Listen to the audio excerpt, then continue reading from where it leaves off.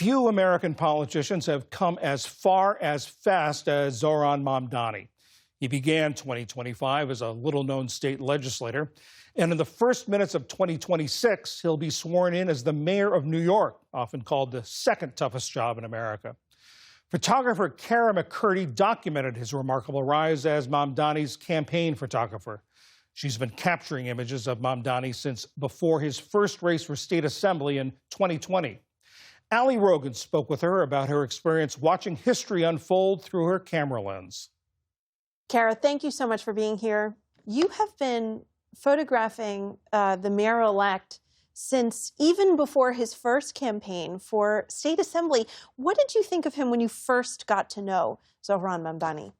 I thought this guy is so charismatic, and we really connected initially on our shared politics. And so I really valued that this was somebody who felt such a deep conviction to what he believed in, that he was, willing to talk to me, who was a complete stranger at the time when we met, about his politics, and even bring me into the fold and show me how we could kind of share this with so many more people, all of New York City, and now all over the world, really. Knowing now what he's achieved in such a short political lifetime, did you ever think that he could reach these heights of his political career so quickly? Zohran is somebody who, that what he's going to go after, he's going to get. He really, if he has a vision, he's going to see it through. I'm not sure that anybody could have predicted even the past 12 months, but I always believed that he was going to be somebody that was going to make a big splash in local politics. Was there a moment where you realized that in his run for mayor that he was really going to transcend this kind of dark horse candidate position in the race? I think I started to pick up on it in the mayoral campaign early, just seeing the voters and the supporters' engagement and enthusiasm, not just about Zohran himself, but about what he was running on. I remember that I was out with him walking around in March, and people were stopping us from across the street in the dark, yelling his name because they saw him, and they weren't just yelling, Zohran Mamdani, I'm voting for you. They were yelling, I'm voting for universal childcare. I'm voting for fast and free buses. And I think it was around that time that I really started to realize this thing is much more widespread than I can really even grasp. So this sort of photography is not what you were typically doing. You do a lot of weddings and elopements.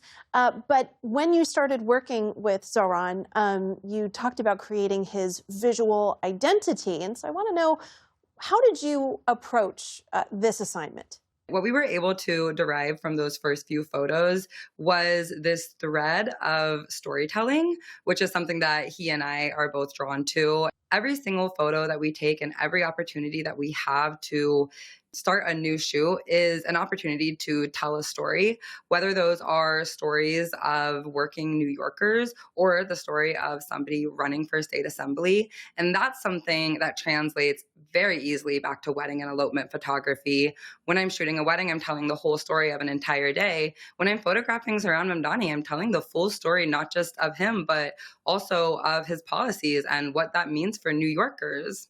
I also have to ask you about these images of Zohran and his wife, Rama Douaji's wedding at New York City Hall. They went absolutely viral. And I want to know, what does it mean to you to see these pictures get shared so widely? And why do you think that was?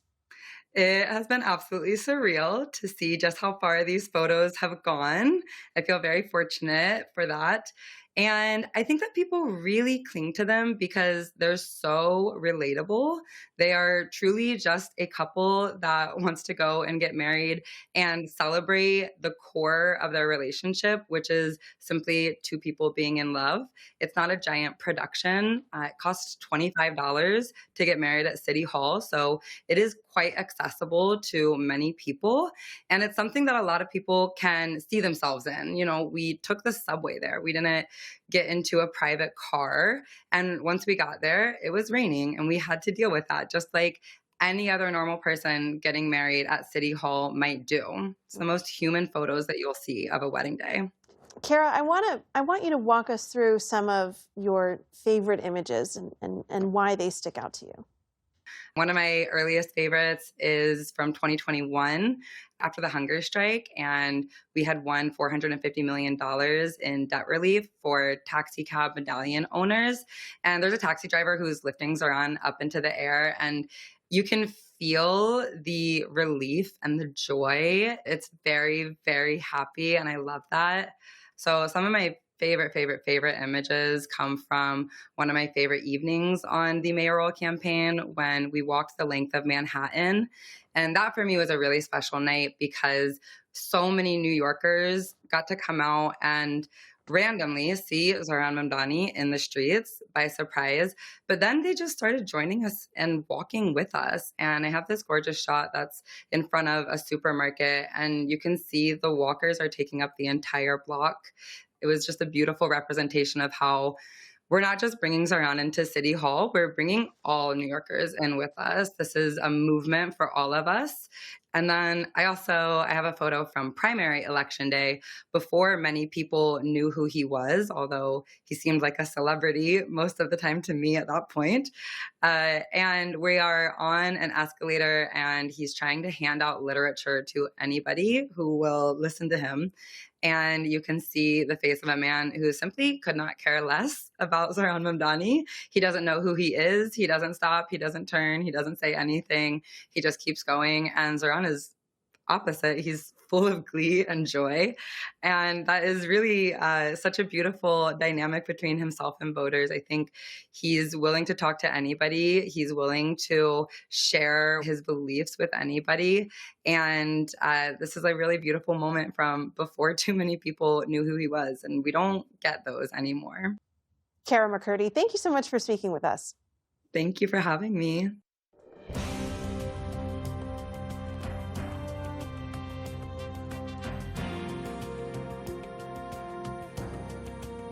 Wait just a second, we have one more thing to share. We want to say a heartfelt thank you for watching and supporting PBS News.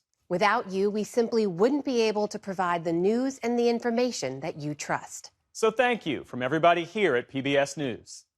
Support journalism you trust. Support PBS News. Donate now, or even better, start a monthly contribution today.